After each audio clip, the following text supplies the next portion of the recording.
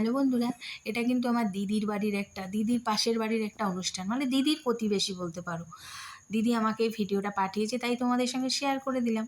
দিদির পাশের বাড়িতে ছিল গতকালকে কীর্তন, গতকাল মানে হচ্ছে রবিবার দিন। তো দিদি আমার সঙ্গে রোজ ফোনে যোগাযোগ করে, তো কথাবার্তা রোজই লেগে থাকে। তো সেই ফোনে বলছিল, জানিস কীর্তন হচ্ছে, আমি বারান্দায় বসে ওদের গান শুনছিলাম, কত লোকজন আসছে, ভীষণ ভালো লাগে, সত্যিই ভালো লাগে। আর কীর্তনের দিন এই সন্ধ্যাবেলা একটু অনুষ্ঠান ছিল, পুজো কীর্তন, তারপরে গান। তো এগুলো হওয়ার পর দিদি প্রসাদ নিয়ে বাড়ি চলে এসেছিল। এটা হচ্ছে রবিবারের সন্ধ্যাবেলা। এই দেখো দিদি বাড়িতে প্রসাদ নিয়ে এসছে, মনে হয় চিড়ে মাখা, ফল প্রসাদ, মিষ্টি এইসব। আর রবিবার দিন ছিল, দিদি বলছিল, গল্প করছিল, সব দিদির মুখে শোনা। বলছিল রবিবার দিন ছিল অন্নভোগের একটা আয়োজন ছিল, সেটা এই যে রান্নাবাড়ি চলছে, অনেক রকমের আয়োজন হয়েছে। দিদি গল্প করছিল আমাকে।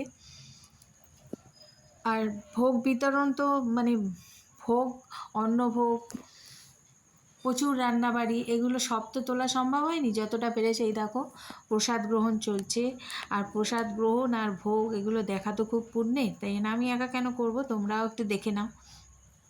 দিদি বলছিল ভাত করেছিল ওনারা, ভাত, ডাল, আলু ভাজা, আরও অনেক রকমের ভাজা, তার সাথে ইঁচড়ের ডালনা, তারপরে পনিরের ডালনা, মোচা ঘন্ট, আরও অনেক কিছু মেনু বলেছে, সবকটা আমার কিন্তু এখন মনে নেই। হ্যাঁ, আর হচ্ছে পায়েস, মিষ্টি, চাটনি, পাঁপড়, এগুলো তো আছেই।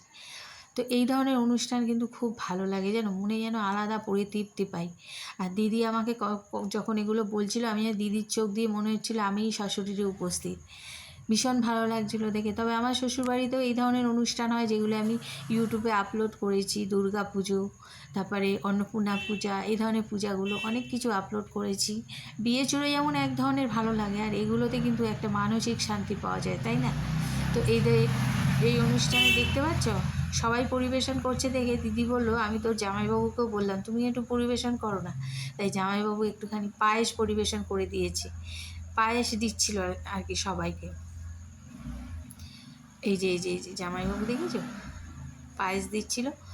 তো আমার কিন্তু মনে হচ্ছিল কি, এই ধরনের অনুষ্ঠান হলে যেন বিয়ে চুড়োর থেকেও বেশি ভালো লাগে, এটা মানসিক শান্তি। বড় একঘেয়ে জীবন হয়ে গেছে, বুঝলে? তাই দিদির চোখ দিয়ে, দিদির মুখ দিয়ে শুনে শুনে আমার মনে হচ্ছিল আমিই যেন উপস্থিত হয়ে গেছি। ভীষণ ভালো লাগছিল দেখতে।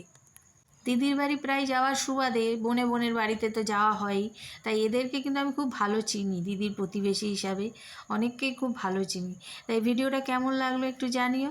আমার কিন্তু দিদির মুখে শুনে খুব ভালো লেগেছে।